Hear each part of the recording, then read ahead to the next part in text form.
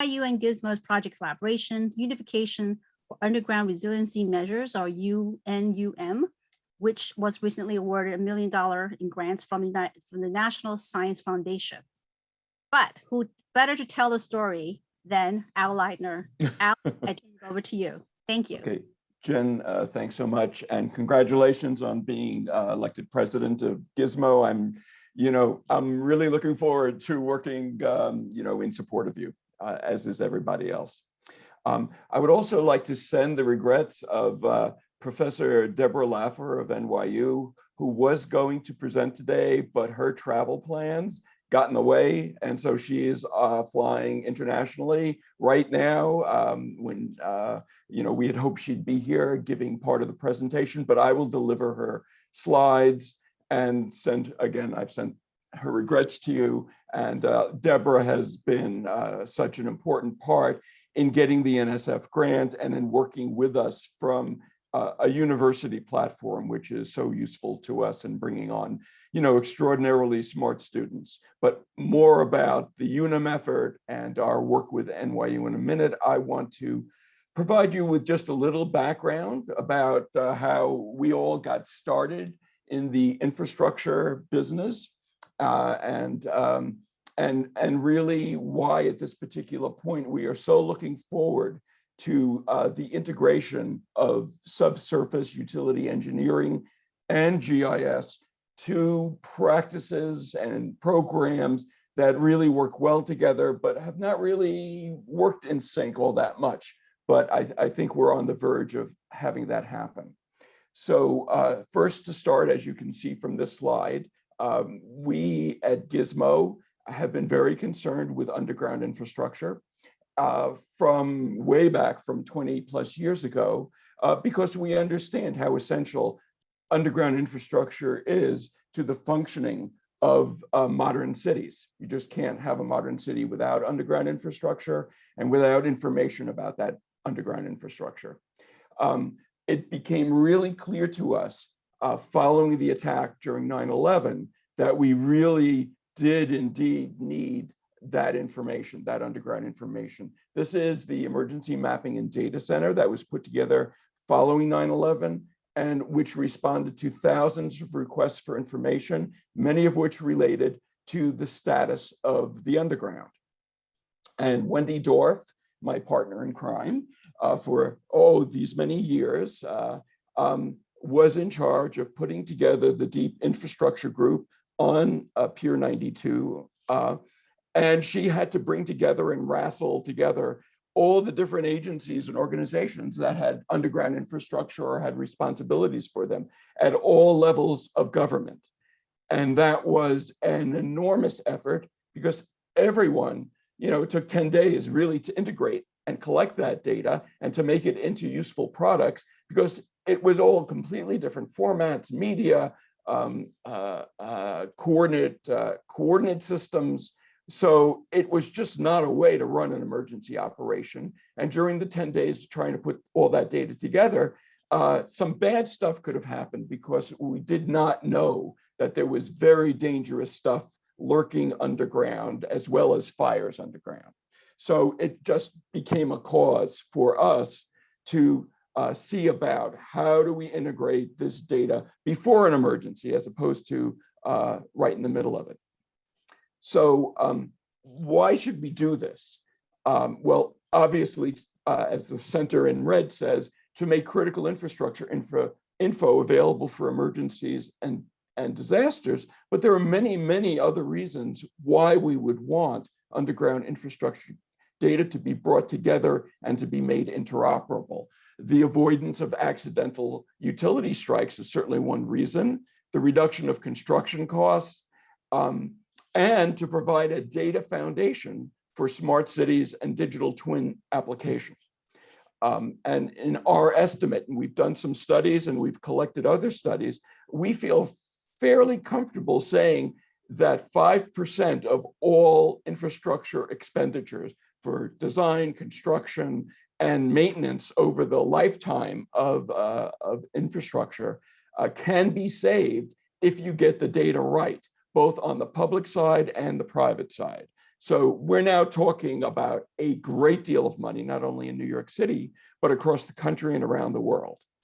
So one of the people, as we fought through this, one of the organizations that has proved essential to our being able to move forward has been the Open Geospatial Consortium, which is the GIS standard setting body, not only nationally in the US, but internationally.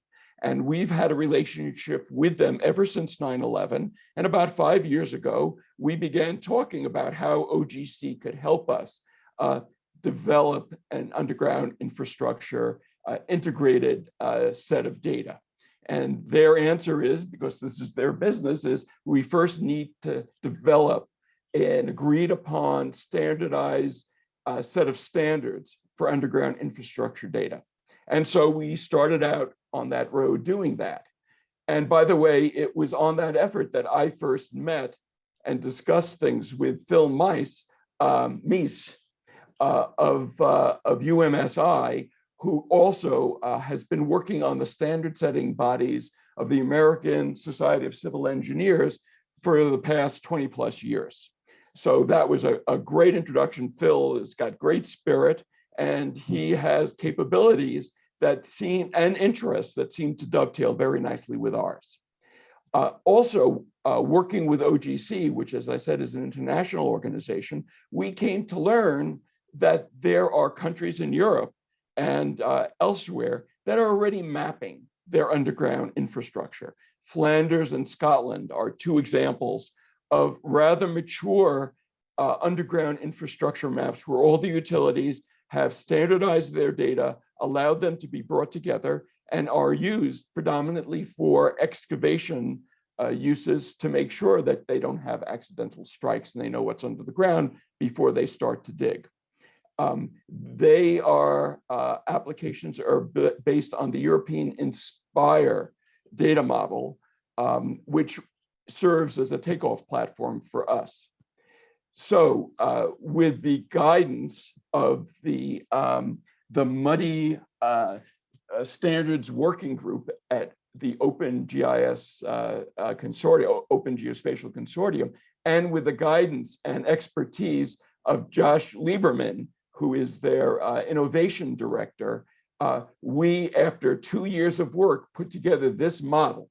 And I'm going to say, just to understand, this is quite complicated. Maybe if you look at it for an hour, you'll start to understand it. It took me way longer, but this represents 2 years of work. It lays out all the data that we think becomes essential in the standardized underground infrastructure and geology data model.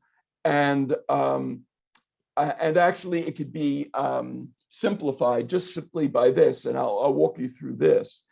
We were looking to define underground infrastructure from its source, in the case of water, from the aqueducts, all the way to the home connection in the million houses that are in New York City. So we wanted those two ends and everything in between.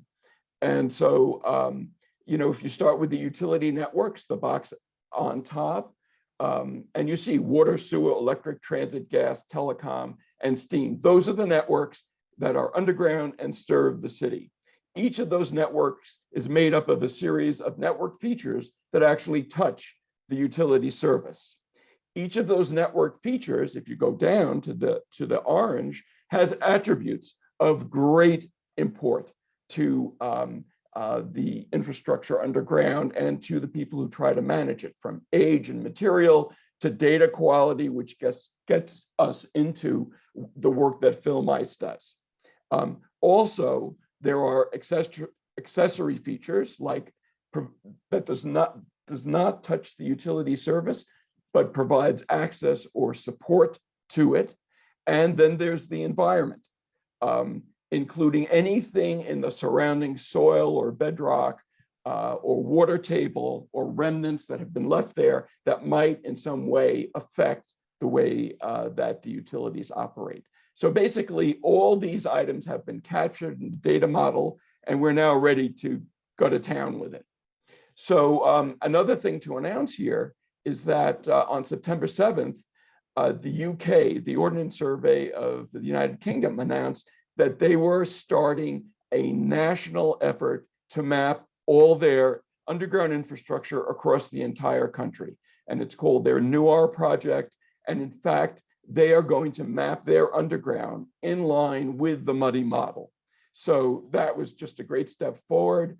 And we want to follow suit. Unfortunately, the status of mapping utilities in the United States, or bringing that utility data together, is basically limited, for the most part, to drawing markouts on the street, which is really not the modern way to go. So one of the things we really want to do is to copy our guides in Europe and the UK, plus the guidance of the Open Geospatial Consortium, and to do this better, to get it digital and to make it much more efficient. So to do this, there have been a number of efforts. The Office of Emergency Management took a stab at it. DO-IT took a stab at it. Finally, Professor Deborah Laffer and Professor Ray Zimmerman of NYU got in touch with us at Gizmo and said, let's apply for a grant to implement the muddy model in 2 communities in New York City. And we applied for a grant, with the lead being Deborah and Ray of NYU. Thank goodness for NYU. And they won a small grant to pilot or to think through and design a larger effort. And then,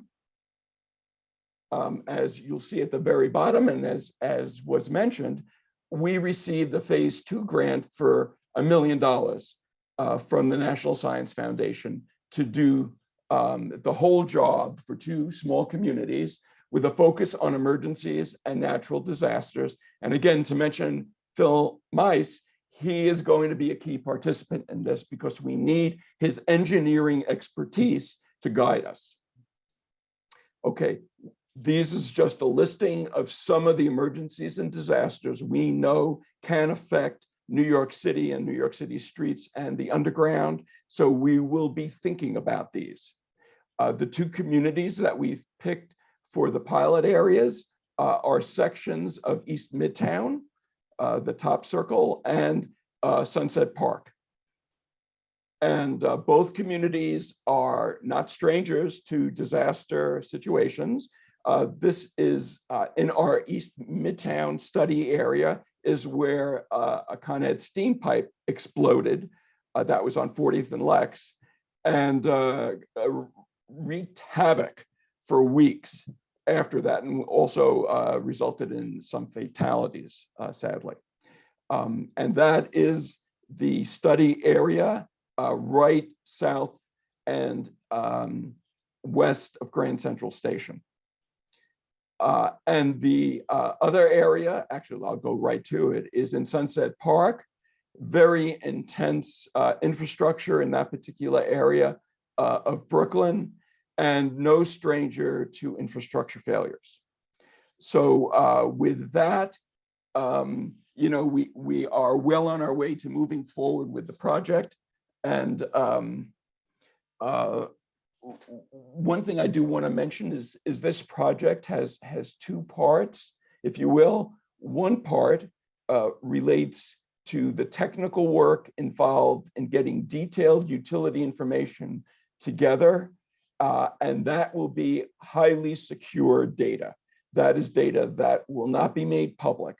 However, there's another part of this project, the community part of it, where we will be using open source data to build an impression of the underground infrastructure serving these 2 communities, not only locally to the pilot areas themselves, but also reaching out to the sources of the utility services, like where does the water supply come from that serves this community and East Midtown? What are the wastewater treatment plants that serve these 2 communities? What are the electric generation plants, and so forth. So what we hope to do is to work with the community, and Ray Zimmerman is heading that effort, to educate them about the services that they utilize, And that will be open information that we can make available to the public. So with that, I want to turn to Phil Mice and to his presentation. So I'll give up sharing. I guess I stop share. Here we go. And send it over to Phil. Phil, you'll introduce yourself, but all I can say is I know Phil now for 5 years. He's a great guy. He's got a terrific business. He's been dedicated for 20 years to all the good work of understanding underground infrastructure and preventing accidents and deaths from strikes, accidental strikes. And the data model that he is using for his work actually is the foundation of the MUDDY model that was created by the Open Geospatial Consortium. So we depended on his work enormously to get as far as we've gotten so far in the data model. But it all started with ASCE and Phil and the Sue work that he did. So Phil. You got me blushing now. So, you know, I mean, who was it? One of those physicists said, if I've seen farther, it's because I stood on the shoulders of giants. And Jim Ansbach's in the audience here, and he actually is my mentor on a lot of this stuff. So I'm not going to take credit. I'm just I'm happy to be involved here though, and help carry the baton forward, and to be working with a group. And I will say people like Alan and Josh and Wendy, you know, these people are driven by altruistic motives, I guess, and it's a real pleasure to be working for the greater good, or I guess I should say. So I'll touch on what we're doing from the engineering side, and you can see how they kind of mesh together with what is going on in the GIS side. And I'm really happy that we got together 5 years ago. I think it's longer than that, actually, Alan. And be able to coordinate with you, because going forward, I think we can solve the problem from both ends, from the data management side, which is one of the missing links, and you know, from a project development side, we can bring the data sets together and have information that we can use for a multitude of purposes beyond just project development. So our focus at ASCE was to, you know, basically address construction issues and design issues, and try to come up with better processes to help smooth projects out. And out of that came a couple of standards. I'm going to show you some case studies, and you know, I think we're all here because we're well aware that utilities are a risk issue, and actually this picture, I'm not sure if this is in Boston or in Josh's or Alan's hometown. You guys might recognize the streets here, but anyway, it's very typical of it could be Toronto too, you know, anywhere in the world. It's a worldwide problem, which makes it more interesting. You know, that there's hundreds, thousands of cases, and actually Jim's actually I had to give a class last week in Golden, Colorado, at the Colorado School of Mines, because Jim was down in Florida working on another case project issue where a court case where utilities and contractors didn't line up very well, and issues come out of it. So, you know, I think James Moore you know, made a comment: if you're digging up the streets in downtown Los Angeles, be prepared for a circus. Well, again, that could be anywhere in the country, even in these remote little towns we've worked in, you know, in Utah and South Dakota. You'd be surprised at the creative plumbing that goes on in these areas, and the undocumented infrastructure that can really cause a lot of problems and you know, lethal issues. You know, the court cases, I'm just flipping these up just to show that this is alive and well. You know, and it's a worldwide issue. Last year, or 2 years ago, I guess it's 2019 now, we were in Jersey City for the 14th Light Rail and Streetcar Conference, the international conference, and a gentleman gave a presentation in Perth, Australia, where there they had an active project with a light rail project with 800 million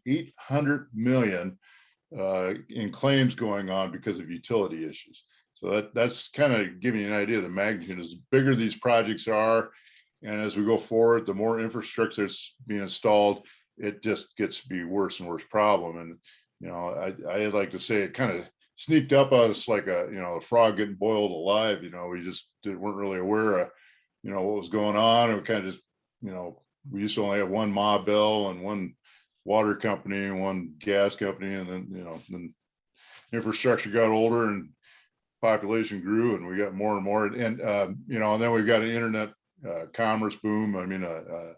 E-commerce boom. So, it's not just the damage of the cable or the contractor getting held up.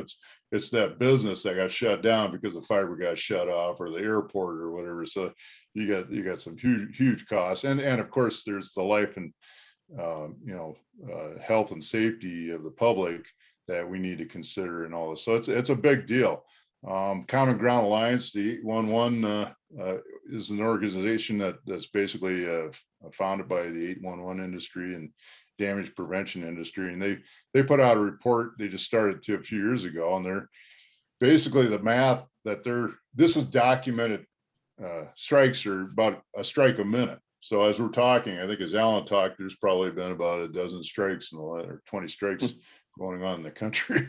So it's an ongoing real issue, and it's driving up the contractor bids. If they don't have good defined conditions going into the job, they're going to jack the prices up and deal with it their own way.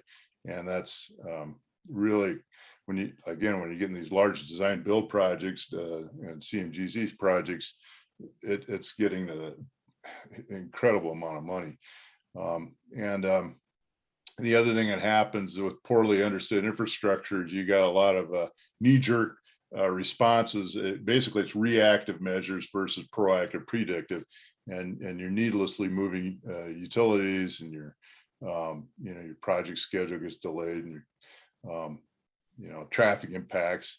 All these things have issues. So I'm just gonna, but the bottom line is it's an engineer's issue, really, and that's what the courts are finding out. And I mean, even at any conference you go to now, utilities like the number one topic. How can we, deal with it better? So I think as I'm almost done here. Wouldn't it be nice if we had a good understanding? The best way to deal with it is if we had a good model of the utilities going into a project. I mean, when we're from the get-go, we get the topo, we get the underground data, and we could design proactively and predictively. And that's really the goal of what we're trying to do. So ASCE stepped up and they developed, basically sponsored 2 standards. And I will mention Jim Ansbach's name again, because Jim was the founder and the impetus behind the ASCE 38 standard, which really that was published back in 2002 originally, and probably was in the works, back in the late 80s through the 90s. Anyway, that set the bar up here, as far as for project development, because now you had a standard for investigating and depicting utilities for project development, for design. And it's really changed the way we did things, and the benefits were, incredible just for construction. And then in 2011 and 12, and again, this is Jim stepping up, and he tapped me to help start this standard, ASCE 75. That's our as installed standard. That's our as built standard that we were missing.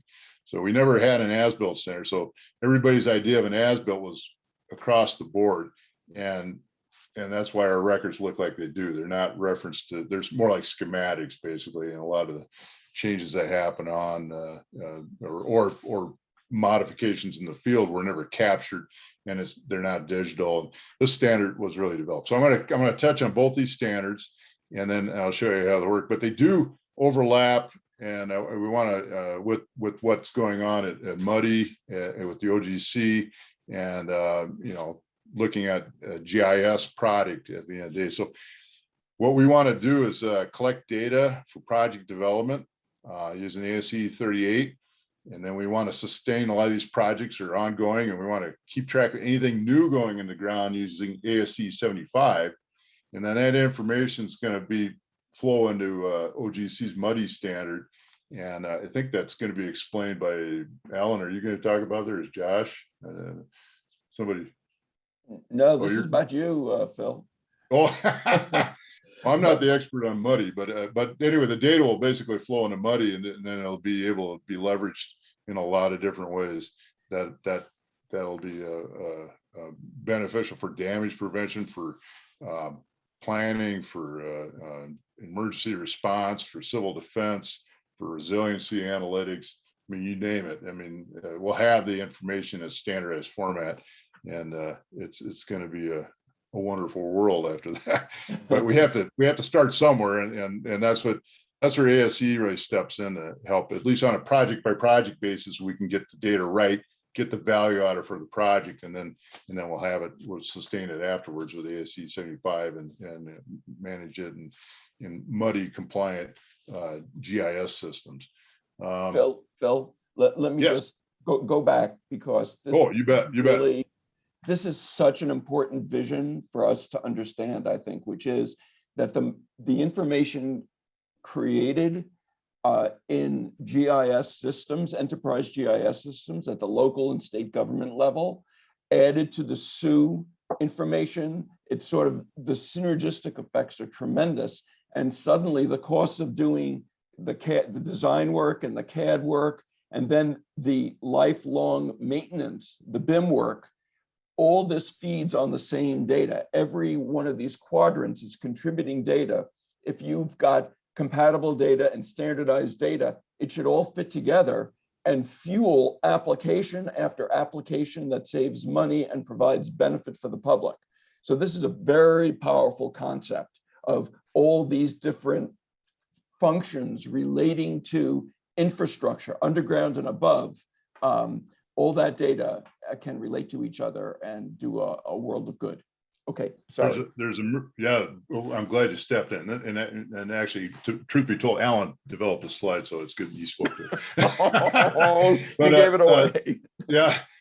But really, I mean, there's a lot of untapped strategies that we haven't even, because we didn't have the data to begin with, we haven't been able to utilize it. I mean, so there's things that we don't even know yet. But I'll touch on a couple things that'll evolve out of managing data in a big boy way. 38 is developed again for addressing existing utilities. It has in the new standard, ASE 38 and 75 are both going to be published here in the first quarter. They're both in public comment right now. 38 has an update. And it's basically on a parallel track. These two standards actually complement each other. They'll become sister standards. I mean, they are sister standards, and at some point they'll probably be merged into a single standard. And maybe with muddy, it'll all be one. But it's the idea of collecting the data methodically and analyzing, and it's an engineering effort. I'll touch on that. And then 75 again would be tracking the new infrastructure largely or exposed. As it's during construction projects. So this slide kind of, I just want to emphasize on ASE 30, it's an engineering product. So instead of relying on one call to develop, go out and kind of, willy-nilly pick up the data and try to pull it together. This is a professional investigation now. Now it's like a geotech or a property boundary survey. It's up there in the statutory regulations that control professional engineering practices affect this standard. So it's a big deal. You got a PE seal, so your errors and emissions are going to be behind it. Now, that's not to say that you're going to have a perfect data set at the end of the day. You're going to have a very good data set, but you're going to know where your data is not very good. And it's, again, somebody's going to be able to say, I met the standard of care. I followed all these practices, which are significant. I mean, there's a lot more that goes into this whole effort, and it takes more time.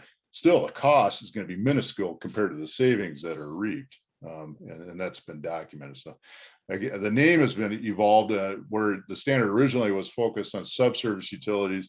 Now it's actually documenting all existing utilities. So, there's practice, but it was interesting because the state of Colorado actually took ASE 38 and made it law in most of their public projects that are out there. So just about everything that's out in the public right away has to follow ASE 38 in the project development. And that just went into effect in 2020, actually. I think it's been, 18. So it actually went 2019 it started. And so we had some data. This is like right at 2019 when the law went in effect. This would have gone out in the bid pack. And this would have been your basic one call pickup. And this is just a typical intersection in Colorado. I'm only going to show you one, but this is the same intersection after a 38 investigation. And I'm just going to flip back and forth because it's the same intersection. And you can start to see one, a greater congestion of utilities, two, some significantly different lines. Some things are right on. Some things are going to be exactly the same, but there's enough different that it ought to make you pucker up a little bit.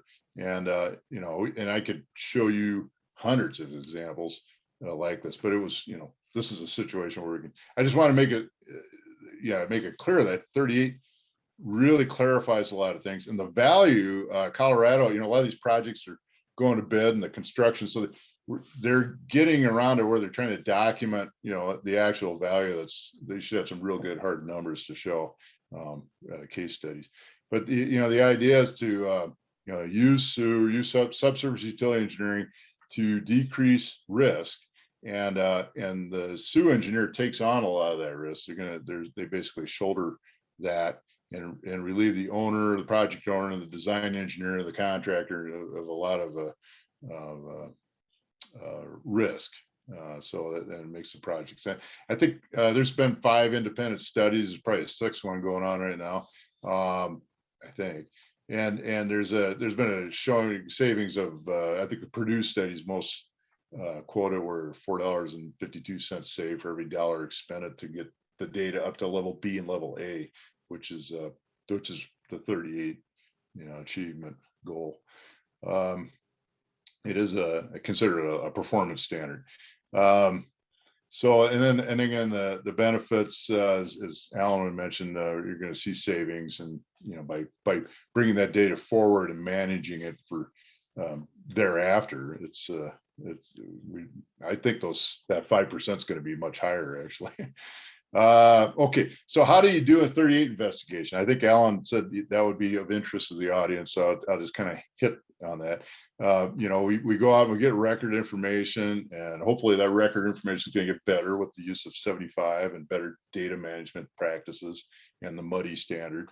And so, and then we do a full field investigation, which requires, you know, it's my brother's a radiologist and I'm a geophysicist, and we compare notes, and it's not any different than that. Actually, you know, what radiology did for you know, non-intrusive surveys, laparoscopic surgery, you know, we're doing the same thing for construction. We can actually investigate. The only thing is that radiologist has a blueprint and they go all the way around the body, but we can only go down one side of it, and we don't really know what's there. But there's a lot of great historic data. This is stuff Alan dug up. I love it. It gets to be an investigation effort.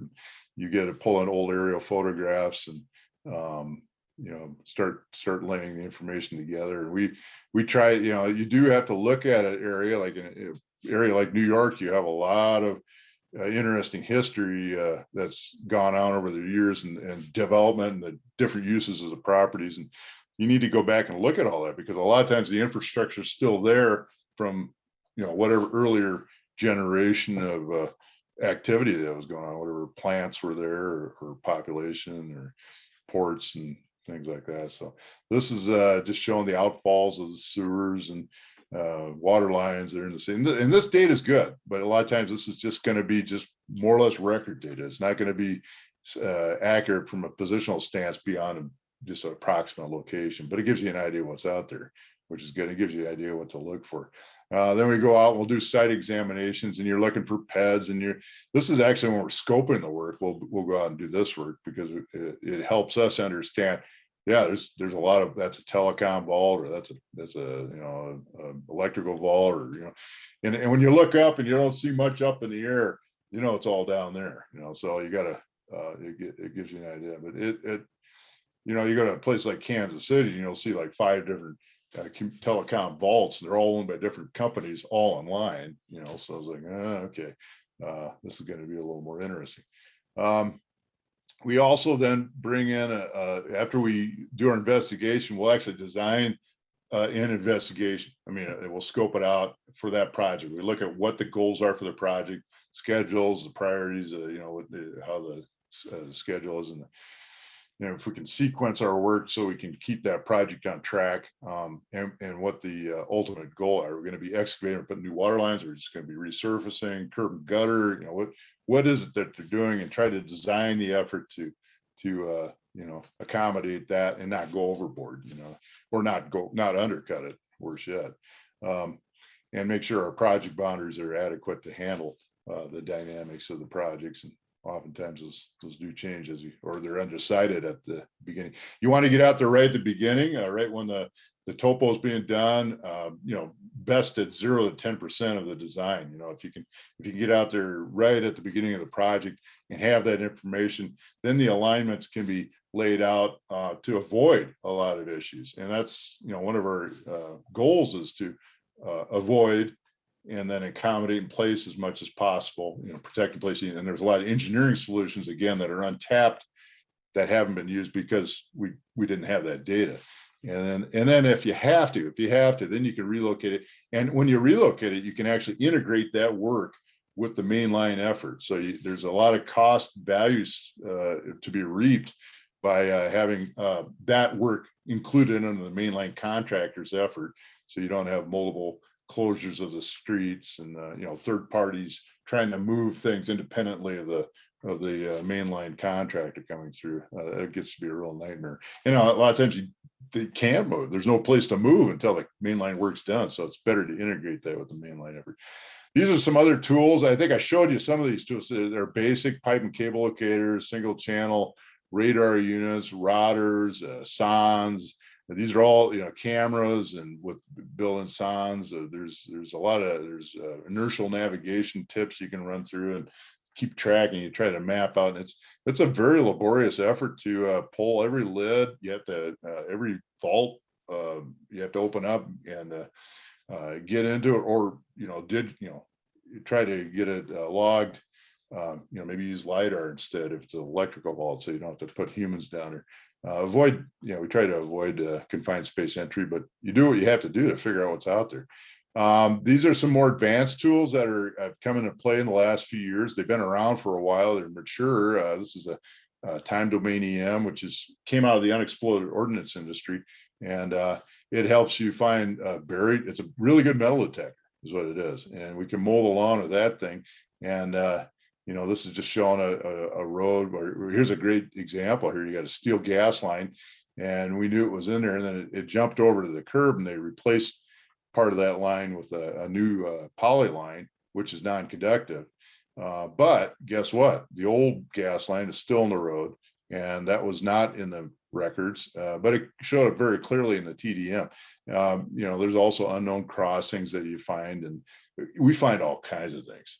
And it also helps us not only, we sweep for unknowns, but we can find a lot of buried abandoned infrastructure that could be quite misleading to the contractor. In fact, here's a great example here where we knew the gas line was here. We had that all mapped out. We did a little trial with this TDM, this is a few years back, and we found a series of these valves parallel. They're paved over on no record, and it turned out that was an old gas line next to an active gas line, and it's very likely that pipe is still in the ground underneath there. But and then just showing the unknowns, we find out 20% is about the average number. More infrastructure using these more advanced methods. So it's this is just a kind of example of what TDM can do at a water treatment facility. This is what it looks like today, and this is after we did TDM, and a lot of if you're going to have a garden, I'd put it out here. I think this is organically rich, non-conductive soil. But anyway, you can see how the water treatment and a lot of the pipes are still there. And these are what's called multi-channel radar systems. So you have a multitude of antennas in here, and you can get a swath of data, whereas the old radar units, you might have seen them if you're ever out, they look like a little lawnmower, and you could only get a little profile, and often just in real time, the operators out there looking at. This can all be recorded, and you basically get a 3D blob of data, which you can start mining from a lot of different vantage points and follow these anomalies along in 3D. And now we can start not only identifying things, but we can get 3D alignment information and size information out of it in depth. And this is just kind of showing how even in bad soils, this is in Denver where the soils aren't very good, but we get so much more data now. We can see a blind bend in the road here, and this was not in the records, and this is how we actually had it plotted prior to the doing the multi-channel radar unit. This is one of our early ones, just a couple of years. So this is state-of-the-art stuff. I mean, this is what we can do now. We literally could not do this 2 years ago. I mean, some of this. This is just showing some of the clarity. You can see trench boundaries, you can see vaults, you can see, but you can't see everything. I mean, you're not gonna. And the other thing is, what are you looking at? Now you see something, it's like, what is it? I don't know. Now you open a can of worms and you got to figure out what it is, and it makes sense of it all. And this is just today. I was just wanted to show you this, how this is a project where we're mapping out buried power, and you can see here's the radar anomaly, and it lines up pretty well with the electromagnetic data that was collected along alignment. But you can see right here, it's like, well, what's going on here? Because this looks like where it's buried, but our electromagnetic said it was over here. The current follows the path of least resistance. There's superposition effects, so you can have multiple conductors that create magnetic fields that distort your magnetic field. And anyway, that probably what's going on. We haven't even sorted this out yet, but there's probably distortion going on here that led the EM locator, which is your basic tool used for most of your one call services, is this. And that's how things get off. And this is 4 feet off right here, by the way. Here's another example. Again, looks like our radar. And we haven't, you can see around corners, and your electromagnetic fields aren't conducive around corners. You have to work harder at it to figure things out. So this is just showing that clearly the distortion that can happen with electromagnetics. And I'm not going to get into it, but I just want to show you. Here's a wow, this is way off there. So anyway, and you can also find other things like this is showing trolley car tracks that were buried in the, they're under the pavement still, and all forgotten about. And you got the one active line, but you have these other lines that can really muck things up. These are some other tools that we use. This is I got triaxial magnetic sensors, and it will help provide a 3D alignment. I don't think that's going to work here. It doesn't look like. Oh, there it is. Anyway, this tool will help you. You don't have to be right over the alignment, but you can be off the side, and it'll back calculate where that conductor is in 3D space. And the electronics is sophisticated enough where you can get an error associated. It looks at the circularity of the field and say, yeah, I've got distortion going on here, like I was talking about before. My solution is not very good, but if I move over to here to another spot where there's less distortion, I get a very good solution. So this helps us now to understand and get better data just using geophysics. There's other tools like an acoustic method that very slow. I mean, the tools, but it's just tools you have in your toolbox. When you can't find something one way, you pull out a tool and you have to attack it a multitude of different ways and try to understand what's out there. Not every tool is going to be effective for every case. LiDAR, as I mentioned, is another tool. We can, I think this one's not going to let me speed ahead here, but anyway, I had a vault down here. Usually I can grab a bar and speed that up. It's not letting me. But anyway, these vaults in ASE 38, the update is actually requiring us to now understand the dimensions of the vault that's underground and make sure that's represented on the plans, because you got, if you have a manhole that you know, that's not representing what's under the ground. And you really need to understand the and look at the offsets that happen.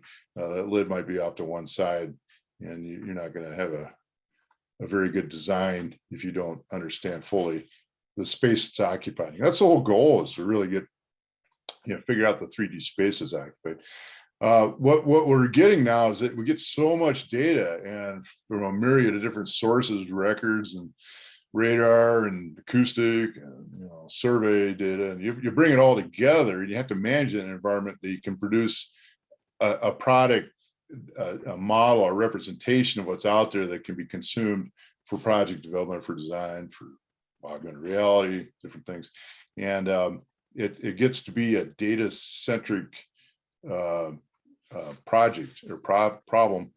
And but the goal is, you know, to create a model that can be consumed for construction. And this is just showing back in 2015, where we were able to do a very first 3D effort just for a gas main installation. And the gas industry was ecstatic because you know, the contractors were able to use this information to speed up their, I'm not getting my mouse, I'm not getting my little bar down here. Anyway, but this project was a real classic case study where we had 193 things identified ahead of time. We were able to reduce the construction effort from a two crew 10-week effort to a 7-week 1-crew effort, just with this information. And it really kind of became a poster child of what can happen if you have good data. No delays, no damages, which is almost unheard of. It's typically when they're excavating, they're planning on change orders, and that didn't happen because we had everything right. And you can do that. And this is kind of showing a more complex environment where, you know, here's a great example. Here you have the abandoned gas line, the active gas line, and it jumped in the old conduit to go across the road, and then went back to its new alignment. But that kind of, I mean, getting this stuff all sorted out ahead of time and in the designer's hands is gold. I mean, just this is actually pretty good data you can probably design. This was in Honolulu. I don't know if anybody's been along the Cam Highway before, but you know, we also identified a number of unknown linear and discrete objects ahead of time, and we don't know what they are, but we know where they are, and we can have that information ahead of time so they can use that for design and planning. And with that data, then you can start doing what we call clash analysis. You can do conflict analytics. You can start figuring out how to stage things. It's not just a matter of figuring out where something's clashing, but you got to understand, you know, you're going to propose work. You're going to have you know, how are you going to adjust things? How are you going to build things? You know, you want to know the soft issues too. You know, if you're going to move something, where you're going to move it to, anyway, you can also augmented reality with 5G. This is a wonderful tool that's going to really help, I think, eliminate damage. Again, you have to have good data, but that's one of the outputs. Machine guidance is another use. You know, we can actually have excavators that with warning lights that go off and won't let the excavator dig where they know a gas line is. I mean, that's all in our technology work we call toolkit right now. We just need good data, and it's being used. So these are the returns on investment for subsurface utility engineering. And again, that's just for we got just the construction effort, but again, there's going to be other savings going to be reaped for, as Alan was alluding to earlier. Alan, I don't know if you want to talk to this slide at all. If not, I'll keep moving ahead. I can jump back. I would just point out. I just point out one thing is that when we go back to it. Can you go back to it? Oh, sure, you bet. That when we're, you know, that little circle in yellow, smart cities, digital twins, you know, right. That is going to be the efficiencies of cities of the future. That is our future to go in this direction.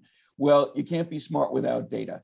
and accurate data and comprehensive data. And you can't do a digital twin unless you've, tapped out all the different aspects of a particular construction or piece of infrastructure.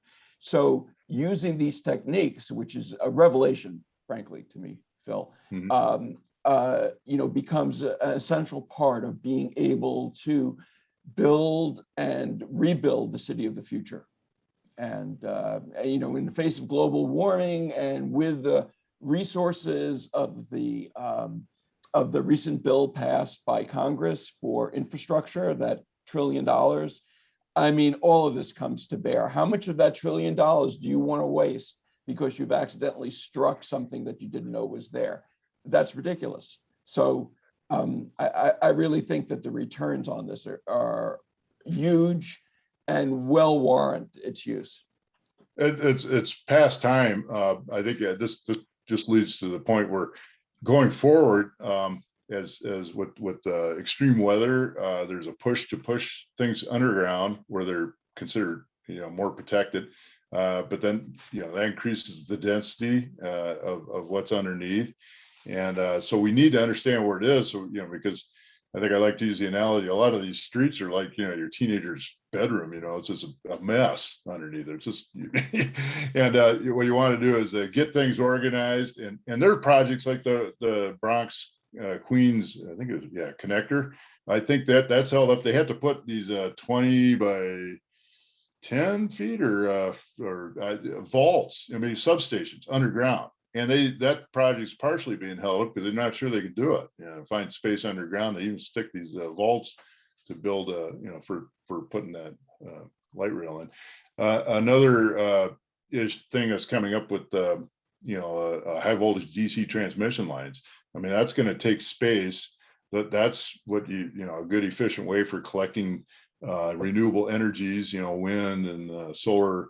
And distributing that power for high voltage or for charging stations. You need to have a thermal fill around these things, and they have to be out of harm's way. Because it's high voltage.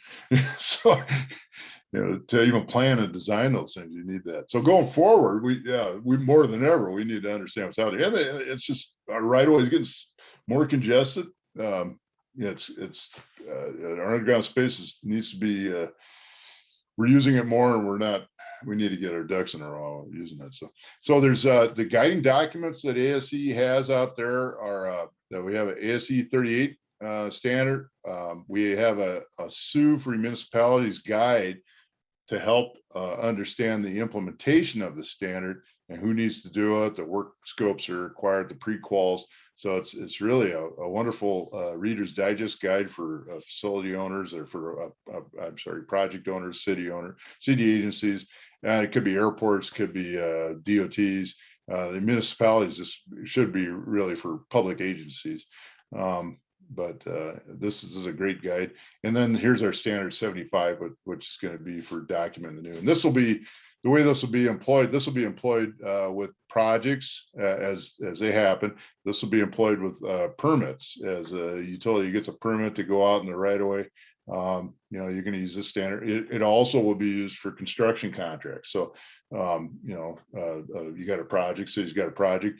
You're going to say, okay, keep track of anything exposed or anything new going in the ground using this standard. That's no more red line drawings. We want to use this data standard to get good digital data, and that'll give us our digital twin.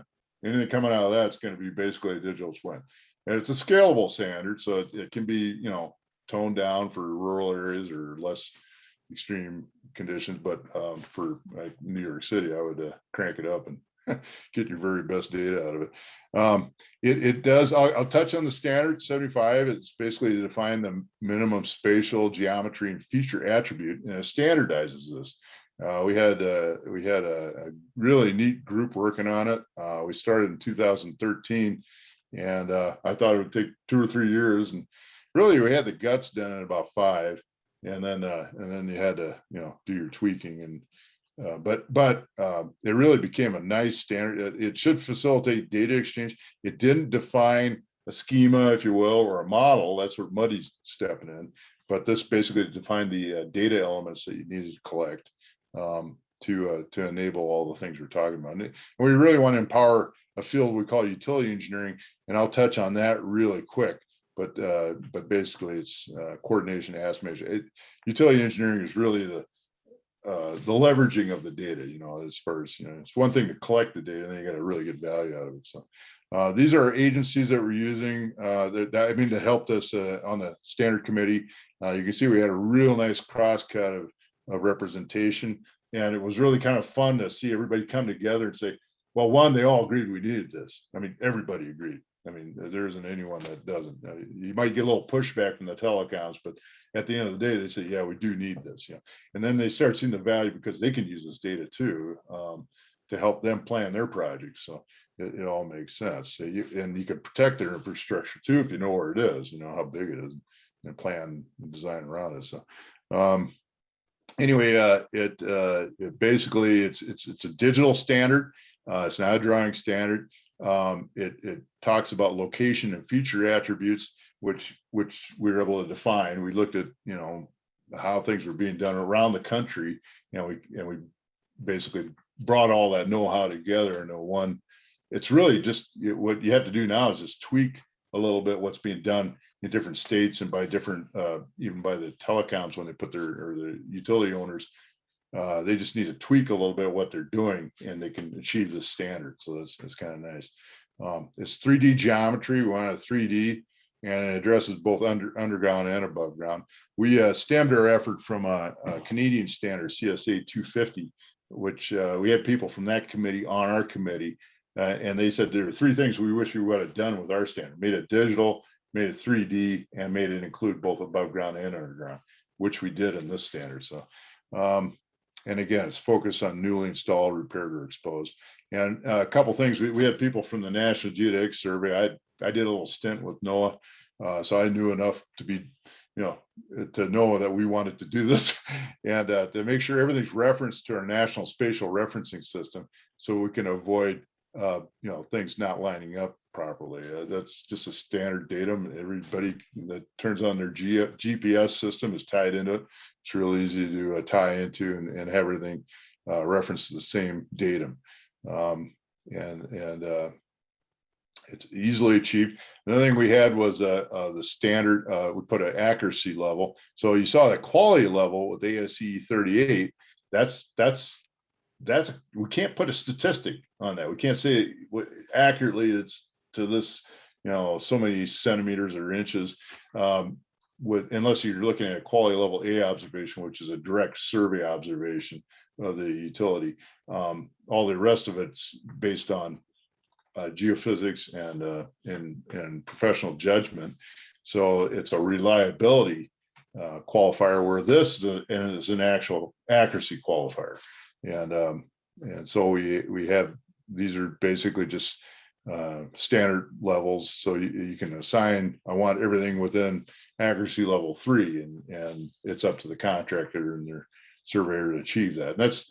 And it's fairly easy to achieve the effort. And again, it's scalable, so you can crank it up or relax it. And then you have some basic header information, which is really easy to capture at the time of permit. I mean, they know what they're putting in, they know how they're putting it in, they know the size, the owner, you know, the make of the, whatever it is that you want to collect. And we were just looking at it from an engineering stance. So there's a lot of header information that goes along with the infrastructure. You can collect right at the get-go before it's even put in the ground. And then you can collect approximate alignment of where it's going. And then after it's installed, all you do is update it with the actual coordinate data. So, and it works well with directional drilling, with open trench. I mean, those are the 2 main installations, or if it's above ground, you know, just collect survey shots. So, yeah, again, the benefits dwarf the costs, and again, the benefits. I mean, there's so many different things. It's incredible. This has been implemented already, and even though the standard's not published, we were able to implement in Colorado and in Montana, and basically it's been working great. So it hasn't been a problem. And then that opens up the door here where now we can start managing data, and when we have a data repository that we're using that's based on standardized data, now you can start for project development and delivery. There's a lot more that we can be doing, and so this is kind of changing the way we do work business. It's not just hand a set of plans off to the contractor and they go build it. Now it's sustaining that information in a GIS system that you can actually track things as they go on the ground, and protect things and keep track of the changes, and just it's the way we should be doing business. Again, we talked about Muddy has adopted the ASC standards as input, and the last point I want to make here is on bridging the gap with utility engineering. So Drew Markowitz came up with this. He's out of New Jersey. Great guy, great engineer. He worked on a lot of the Sandy rebuild in Jersey City, or Jersey, over on the coast there. I'm sorry. And anyway, he said, we get the standardized data, we get this good data, but then we still have problems. And why is that? Because we were missing a discipline, that actually understood how utilities are installed, how construction happens, and how to integrate that, the two disciplines. So this is a field that we don't have training for. We're working on changing that. Jim Ansbach's on here. He's now with Iowa State as a affiliate professor there, helping develop a program there. I think Purdue, Texas A&M, I want to say there's Louisiana Tech, maybe a couple other places that are actually developing curriculum, and ASCE is actually developing curriculum for this too, to bridge this gap, to develop this professional that understands, how things are and how things are built, and how to integrate and really leverage the full value of having this information. So that's what utility engineering is.